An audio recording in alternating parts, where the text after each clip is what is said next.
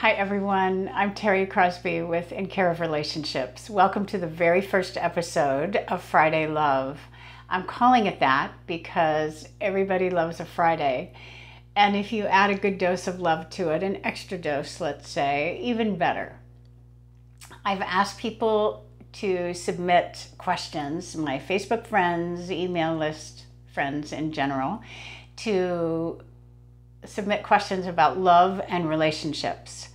On Monday, I asked for that, and on Friday, I answered them. Today's question is from a woman who wrote to me, and she said, I can't get over believing that my husband is wrong for what he did. I love this question because it's not really a question, it's a statement, but I love this one because it applies to in so many other situations that we all are a part of every day. The government is wrong, this politician is wrong, the weather, the weather is wrong. Why is it raining on my wedding day? Outcomes can be wrong to us. You know, I've put all this energy and effort into this event and it still didn't turn out right.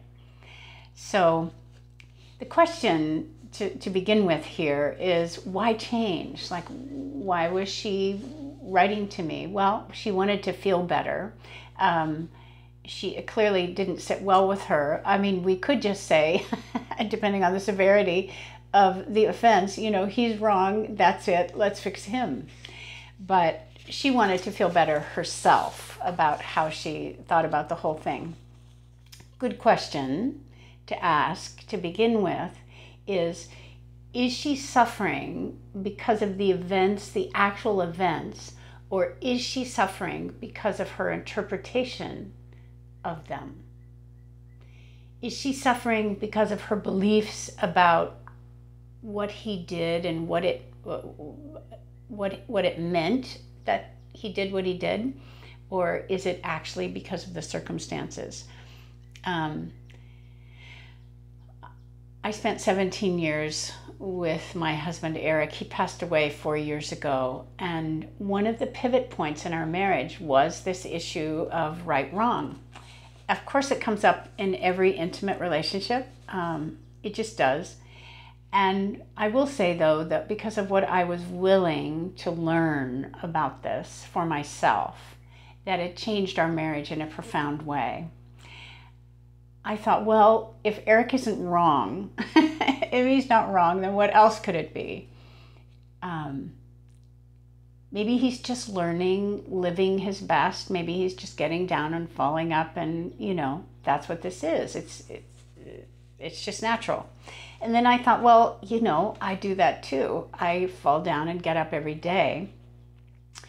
But what I discovered in my inquiry was that I believed that my mistakes were superior to his.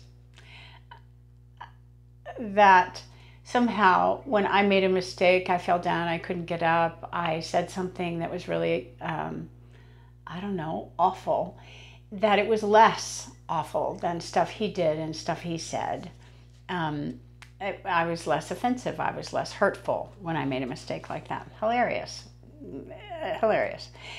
But the other thing I discovered was that when I accused him of being wrong, that it actually backed the very best of him into a corner. And I never liked that feeling. I could actually sense it happening. He felt my evaluation and he would defend. That's kind of a natural thing for someone to do who's being accused of a wrongdoing. And so I brought defensiveness into the mix. I realized that was profound.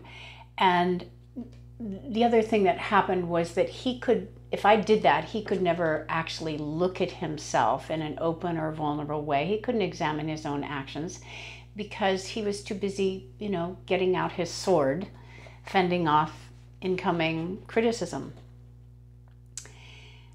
So I wondered if having a right-wrong mindset was an advantage to me in any way.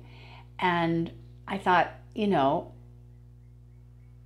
I can see in my little self-inquiry, I can see that what I do to him, I also do to myself. Of course I do. It's in my repertoire. If how I treat him is how I treat myself. And so I decided to look there for answers. I realized that how I view him, how I treat him, how I view him actually gives me more information about me than it gave me information about him. That's worth thinking about. And so I set about healing those places in myself. And then the question after that is how, I asked myself, how would that change? If I healed myself in those places, if I took care of that in me, then how would it change my relationship with him? And that's a much longer story, but it's a gorgeous story. And I may talk about that more sometime. So maybe it's worth thinking about getting out of the right-wrong box. I'm Terri Crosby in Care of Relationships. If I can help you in any way, please contact me. My website is below. And have a great Friday and a great weekend. Take care of yourself.